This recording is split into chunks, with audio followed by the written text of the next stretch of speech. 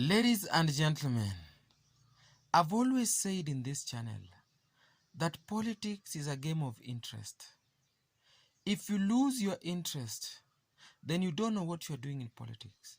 And politics has no permanent enemies. In fact, permanent enmity is not good and healthy in politics. Ladies and gentlemen, William Samoei Ruto declared war between himself and Raila Odinga. And this war of words and enmity and venom started in the year 2007-8. Ladies and gentlemen, there was a disagreement on policy, and ladies and gentlemen, William Ruto worked with Raila Amolo Odinga. When Raila was the Prime Minister, William Ruto was appointed the Minister for Agriculture. Ladies and gentlemen, you see, so it is important that you know the genesis of the problem between Raila and Ruto. There was a maize scandal in the Agriculture Ministry.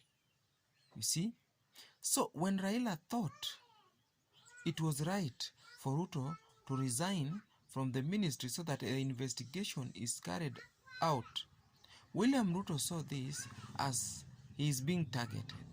But then Raila is a man of principle. He decided to sack Ruto from the Ministry of Agriculture. Ladies and gentlemen, Ruto was sacked. After Ruto being sacked, Kibaki helped Ruto to come back in government by giving him the Ministry of Higher Education. Ladies and gentlemen, now you know the genesis of the problem between Ruto and Raila. The problem between Ruto and Raila is principle-based. It is not political.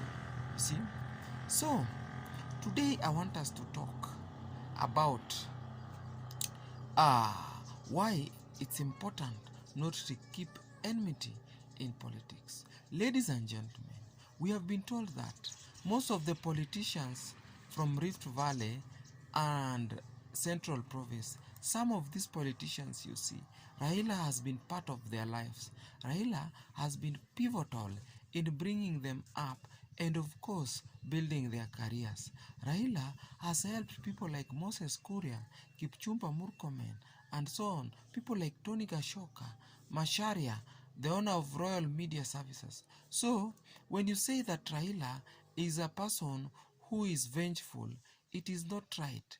Because if Raila was vengeful, Raila would not have a handshake with Uhuru Kenyatta, you see. So it is not right. If Raila was vengeful, he would not have a handshake with Kibaki. And of course Moi. When Moi was almost dying, Raila had a handshake with Moi so that Moi does not die before they come to agreement and sort their differences. Their differences were so deep. In fact, the person that Raila was supposed to hate most was Moi. But Raila forgave him. That's why you see Gideon Moi there. Gideon Moi feel like he owes Raila a lot. In fact, Gideon Moi think that Raila is supposed to hate him, but Raila does not do that. That's why Gideon Moi always keeps so closer to Raila than any other candidate. Ladies and gentlemen, Raila is one man who has suffered for the sake of this country. In fact, most of the things that Raila has gone through, most people who have gone through it, some of them died, some of them even some of them got sick and died, you know. Some of them could not survive those conditions. People like Anyona, people like Matiba, you see, things got so bad that you could not speak in this country. But Raila fought for that. Ladies and gentlemen, as you vote, as you go back and sit down to think about these issues, know that Raila is not an enemy of people. Look at people like Wamalwa Kijana. Raila went and built his mother a house. Dedan Kimathi. Raila has been of help to the wife to Dedan Kimathi. Who could do that? If Raila hated Kikuyus, Why? Why would he help the Dedan Kimathi's wife? Why would he help? Why would he help kijana wa Malwa's mother? You see? So, ladies and gentlemen, let us keep politics of goodwill, politics that is going to push this country to the next level. Let me put it at that. Ladies and gentlemen, if you have not subscribed to this channel, subscribe, like, and share so that every time we produce a video like this, YouTube will automatically notify you. Okay? So, let's come back to Kenya.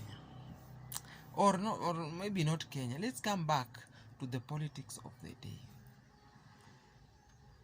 Abdullahi Nasir Mohammed, I don't know if it is Mohammed, but I know the Abdullahi Nasir, the prominent lawyer, tweeted yesterday and said that the government is planning to, the government has planned that opinion polls should show that Raila is the one leading by 3% to 7% consecutively. And this opinion poll is predicted that is going to be shown when William Ruto comes back to the country, so that it shows that William Ruto went abroad to make himself popular, but in return, he brought himself shame. Ladies and gentlemen, Raila has been growing in popularity steadily.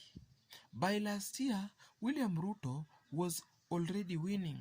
You see, if election was held last year, William Ruto was supposed to be winning. But steadily, Raila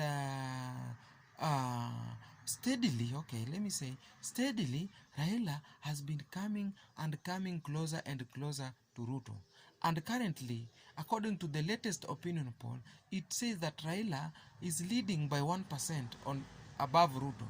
You see, they used to tell us that Raila was only leading in Nyanza. Ruto was leading in all other former 8 provinces.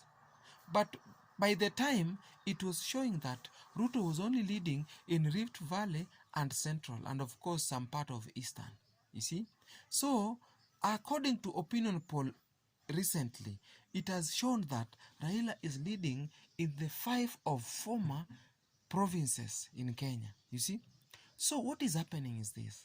Raila has put up a sprinted campaign. When you look at Raila's campaign, it leaves you wondering that what is this man made of?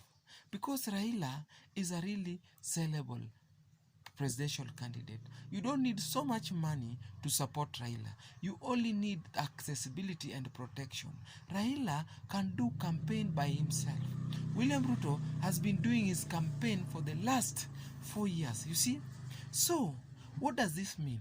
It means that Raila is already going to win this presidency, and this presidency is for Raila to win. In fact, what is standing between Raila and winning this thing is the government. If the government allows Raila to have a free and fair election, Raila is going to win this election. You see, Ruto had the time. Ruto had the time to organize everything. He had the time to make people believe that is the right candidate. Ruto has had all the time. In fact, for the past 4 years, Ruto has been campaigning. Raila has only been campaigning for the past around 4 months, you see? Huh? And when you look at the Azimio, things are changing for good. Things are getting better for the Azimio side of their coalition, you see? And most of the things that are working out, that in every region, every party is represented. And when regions are represented inside Azimio, people have that sense of belonging. And it's good for Raila's presidency. When you look at the Kenya Kwanza side, you look at the Mudavadi and you look at the Moses Wetangula, things are not working out. Look at Rigathi Gachagua. He's like walking out. Huh? People are fighting. People are fighting for small position, and some prominent people are resigning from Kenya Kwanza. When you look at Omingo Magara resigned the other day. Why? You see, there is disquiet in that coalition. So things are not good.